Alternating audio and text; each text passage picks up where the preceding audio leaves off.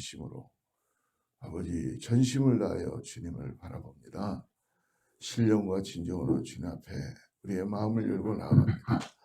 이 시간에 성령께서 함께하여 주시고 역사하여 주셔서 새벽을 깨어 나온 사랑하는 귀한 성도들에게 하나님의 은혜가 임하게 하시고 간절한 소망 가운데 나가는 그 제목마다 하나님께서 기름 부어주시고 역사해 주시고 함께하여 주시옵소서.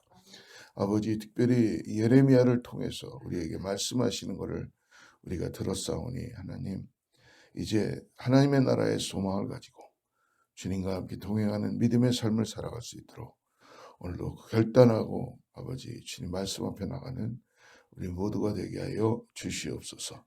예수님의 이름으로 간절히 기도드립니다. 오늘 예레미야 25장 30절에서 38절까지 보겠습니다. 아마 오늘까지 예레미야를 우리가 함께 묵상하고 내일부터는 우리가 시편을 우리가 같이 묵상하도록 하겠습니다.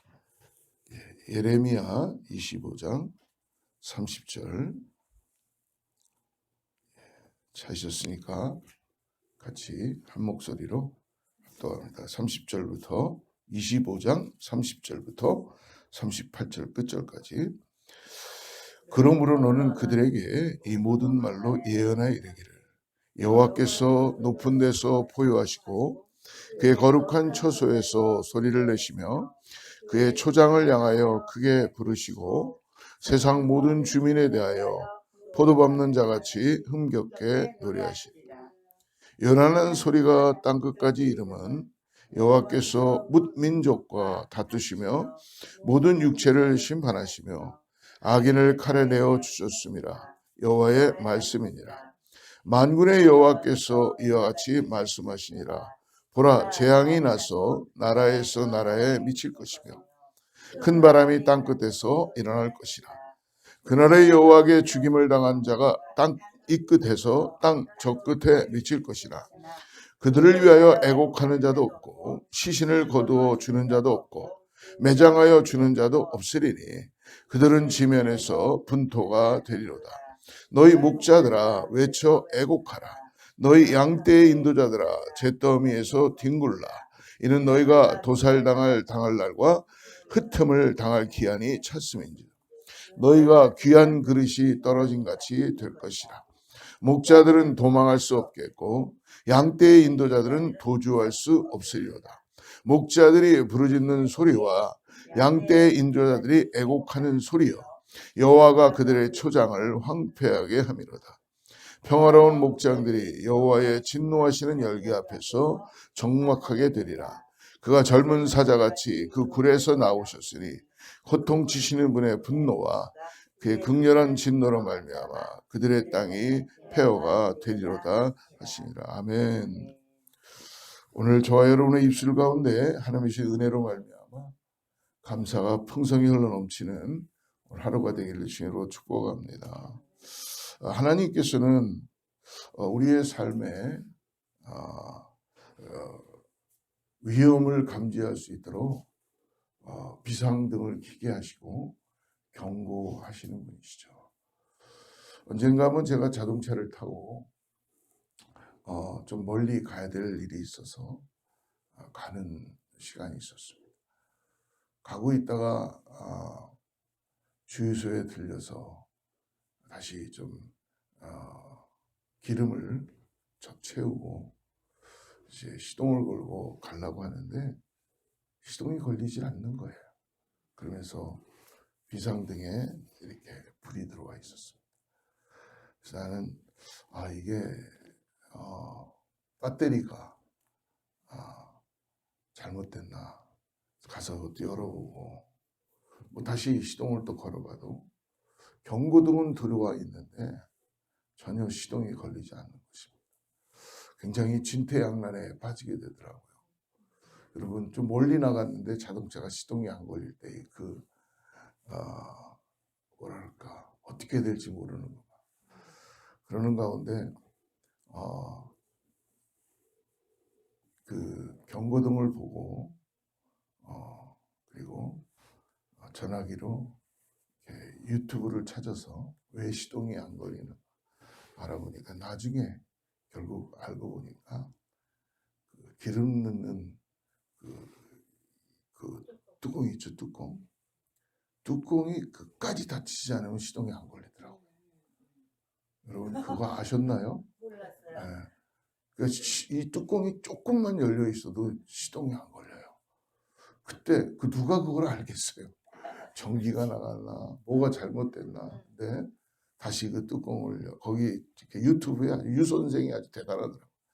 다 체크해보고 이 뚜껑을 다시 열었다가 잘 끝까지 닫고 시동을 거니까 시동이 걸리더라고요. 그때 그래도 만약에 기름이 떨어진 그 경고등이 켜졌을 때, 또 시동이 안 걸린다는 그 경고등이 켜졌을 때, 그걸 보고 다행히 제가 서서 그것을 했기 때문에 자동차는 다시 타고 갈 수 있었던 것 같습니다.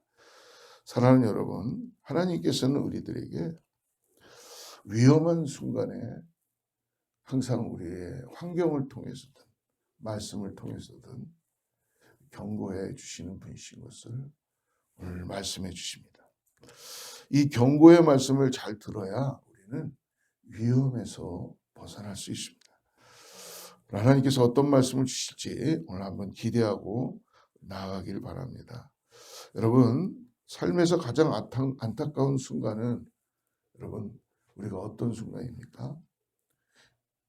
뒤늦게 후회하는 순간이죠. 저도 제 인생을 돌아보면 얼마나 후회하는 순간이 많았는지 모릅니다. 근데 어느 날부터인가 그런 것들이 조금씩 줄어들기 시작하더라고요. 왜? 주님을 더 깊이 의지하고 나가니까 후회할 일이 그렇게 많지가 않더라고요.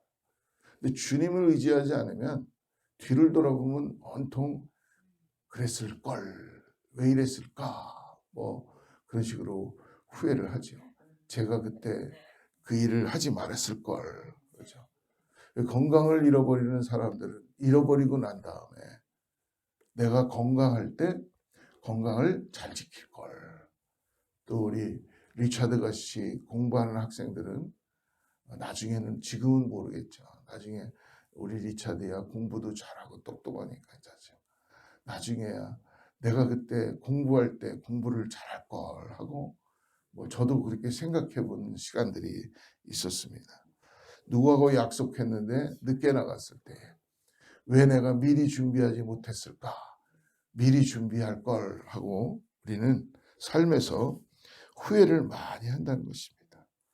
오늘 그러므로 하나님께서는 우리가 후회하지 않도록 경고등을 켜세요. 여러분, 이 땅은 끝이 있지 않겠습니까? 그게 언제인지 모르지만 하나님께서 심판하시는 그 끝이 있다는 것입니다. 오늘 30절 말씀을 한번 다시 보십시오. 그러므로 너는 그들에게 이 모든 말로 예언하여 이르기를 여호와께서 높은 데서 포효하시고 그의 거룩한 처소에서 소리를 내시며 그의 초장을 향하여 크게 부르시고 세상 모든 주민에 대하여 포도 밟는 자같이 흥겹게 노래하시리라. 마치 먹이를 발견한 사자가 포효하듯이 하나님께서 오늘 포효하시고 소리를 내시고 크게 부르신다라는 표현을 사용합니다. 하나님께서 이렇게 소리를 내시는 것, 그 목적이 분명합니다. 뭐예요? 경고하시는 거죠. 여러분, 죄에 대해서 빨리 돌이키지 않으면 심판이 임한다. 그 심판의 결과는 뭡니까? 죽음이잖아요. 죽음. 그래서 여러분, 죄에 대한 결과는 분명합니다. 죄의 삭은 사망입니다. 죽음이에요. 그래서 33절을 보십시오. 그날에 여호와께 죽임을 당한 자가 땅 이 끝에서 땅 저 끝에 미칠 것이다. 그들을 위하여 애곡하는 자도 없고 시신을 거두어주는 자도 없고 매장하여 주는 자도 없으리니 그들은 지면에서 뭐가 되리로다? 분토가 되리로다. 여러분, 죄에 대하여 회개하지 않으면 심판이 임할 것인데 죄에 대한 결과는 사망, 죽음이라는 것입니다. 그래서 야고보서 사도도 얘기하죠. 1장 15절에 보니까 야고보서 1장 15절에 욕심이 잉태한즉 죄를 낳고 죄가 장성한즉 사망을 낳느니라. 그래서 하나님께서 그래서 경고하시는 겁니다. 여러분 크게 소리 지르시는 거예요. 여러분 만약에 여러분의 자녀들이 위험함에 처해 있을 때 부모들은 어떻습니까? 크게 소리치잖아요. 글로 가면 안 돼. 그거 이렇게 하면 안 돼. 하고 막 당황해가지고 크게 자녀를 구호하기 위해서 순간적으로 얼마나 크게 소리를 지릅니까? 그게 부모로서의 마음이지 않습니까? 이것이 바로 오늘 하나님의 마음인 것입니다. 사랑하는 여러분, 우리를 향해 경고하시는 하나님의 마음은 애절한 사랑의 외침입니다. 돌아오라는 것입니다. 돌아오면 너희들이 살 것이다. 하나님께서 우리에게 경각심을 주실 때 오늘 다시 한번 돌이키고 나아가는 우리 모두가 되기를 주로 축복합니다. 사랑하는 성도 여러분, 오늘 죄가 주는 그런 아주 짜릿함과 쾌락의 유혹이 있죠. 근데 우리는 죄의 길로 걸어갈 때마다 하나님께서 경고하신다는 걸 오늘 꼭 잊지 마시고 주님께 돌이키는 저와 여러분 되기를 축복합니다. 하나님은 우리를 심판하시기 위해서만을 하시는 분이 아닙니다. 심판은 은혜를 주시기 위해서 돌아오라는 거죠. 그래서 예레미야 29장 11절에 이렇게 말씀하셨잖아요. 여호와의 말씀이니라 너희를 향한 나의 생각을 내가 아나니 우리는 재앙인 줄 알았는데 평안이요 재앙이 아니니라 너희에게 미래와 희망을 주는 것이니라. 여러분 부모가 자녀가 잘못 길로 걸어갈 때 가지 말라 그러고 매를 듭니다. 그거는 그 부모를 자녀를 미워해서 그러나요? 아니잖아요. 사랑하기 때문에. 이 아이가 그걸 잘 분별할 줄 모르고 잘 모르니까 돌아오게 하기 위해서 하는 것입니다. 그러면 하나님께서 우리에게 경고해 주시는 것은 재앙을 주시기 위함이 아니라는 걸 오늘 다시 한번 믿음으로 바라보시고 우리가 살 미래와 우리에게 살 소망을 주시기 위함. 그러니까 오늘을 살아가는 우리들에게 소망이 누구입니까? 여호와 하나님 예수 그리스도인 걸 믿으시기 바랍니다. 우리에게 소망을 주신다는 겁니다. 아멘. 그러므로 오늘 하나님의 말씀 앞에 여러분 우리가 깨어서 주님의 인도하심을 받는 우리 모두가 되기를 축복합니다. 34절 같이 한번 읽어보겠습니다. 시작. 너희 목자들아 외쳐 애곡하라. 너희 양떼의 인도자들아 잿더미에서 뒹굴라. 이는 너희가 도살당할 날과 흩음을 당할 기한이 찼음인지 너희가 귀한 그릇이 떨어진 같이 될 것이다. 하나님께서는 먼저 양떼들을 심판하기 전에 뭡니까? 목자를 심판한다.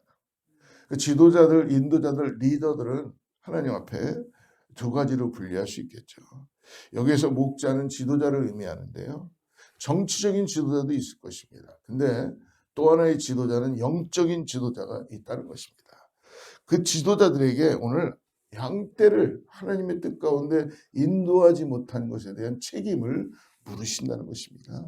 여러분 그러므로 오늘 혹시 내가 하나님으로 인하여 리더로서 사명을 감당해야 되는 자리에 있다면 이 공동체 가운데 주어진 일이 있다면 여러분 정말 최선을 다해서 주님의 일들을 감당할 수 있도록 기도하고 더 나아가서 내가 얼마나 중요한 영향력을 끼치고 있는가에 대해서 오늘 깨닫기를 주로 축복합니다. 가정도 마찬가지죠. 여러분. 내가 부모의 입장에 있다면 내가 아버지와 어머니와 할머니와 할아버지 입장에 있다면 그냥 자녀를 내팽겨놓고 그냥 네가 알아서 신앙생활 잘 하겠지. 나는 기도만 할게가 아니죠. 계속 돌봐주고 나눠주고 함께 격려해주고 하나님의 사랑을 나눌 수 있도록 돌보아주는 그 관심과 긍휼하심과 은혜가 이 리더에게는 가장 중요하다는 것을 말씀해 줍니다. 그래서 이 공동체의 구성원들은 가정도 마찬가지죠. 리더의 세 가지를 그대로 담잖아요. 첫째는 뭐예요? 리더의 행동을 담습니다. 행동을.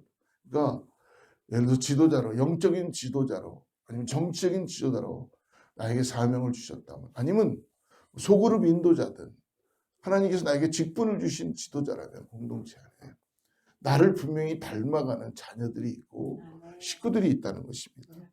그리고 또 하나 담는 게 뭐예요? 말을 담죠. 말을. 자기도 모르게 자녀들이 부모님들의 말을 그대로 답습합니다. 그것처럼 교회도 공동체 안에 이 리더의 말을 담습니다. 그리고 리더의 마음과 정신과 그 내면의 신앙을 닮아가는 것입니다.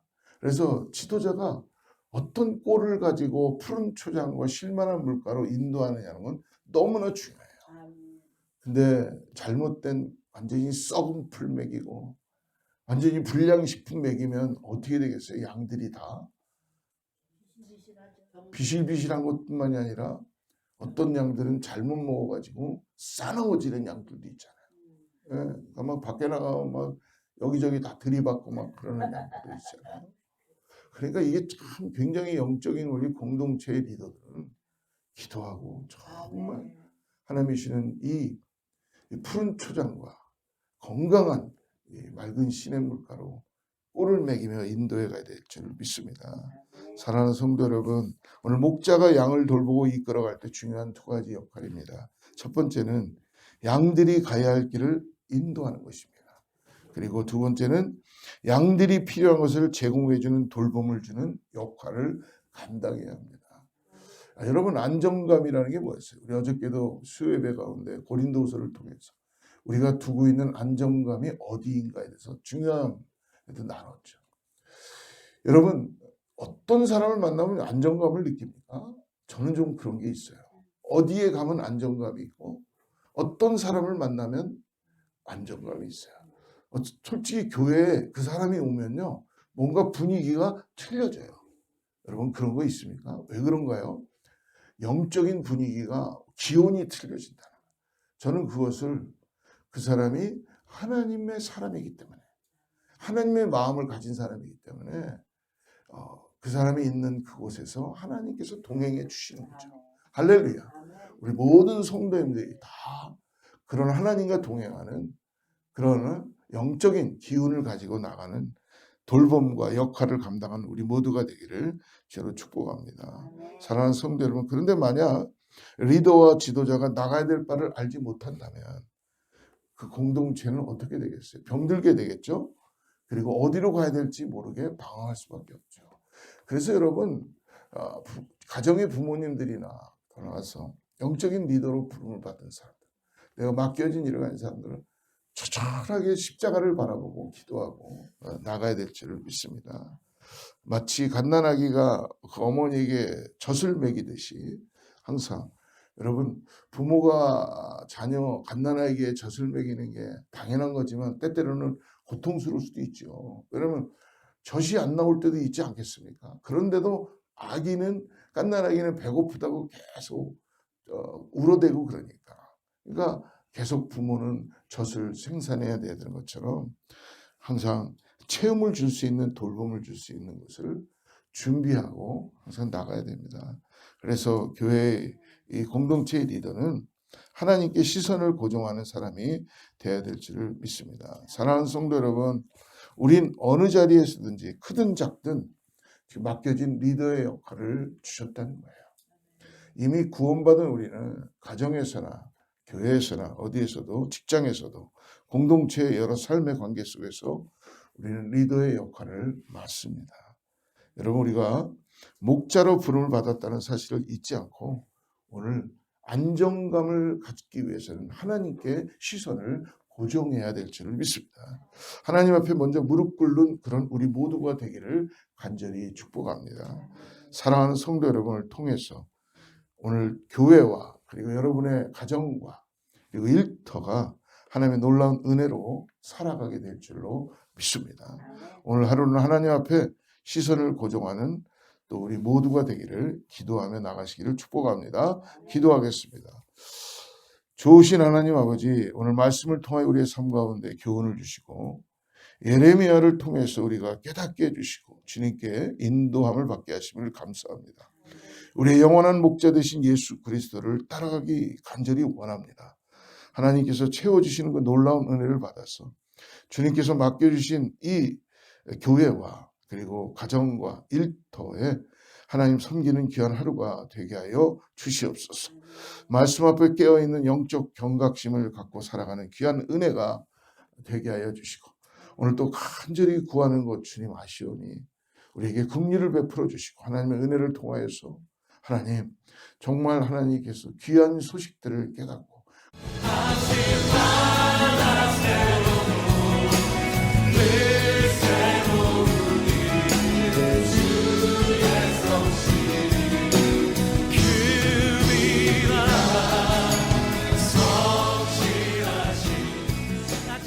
하나님께서 평강 가운데 인도하여 주시옵소서.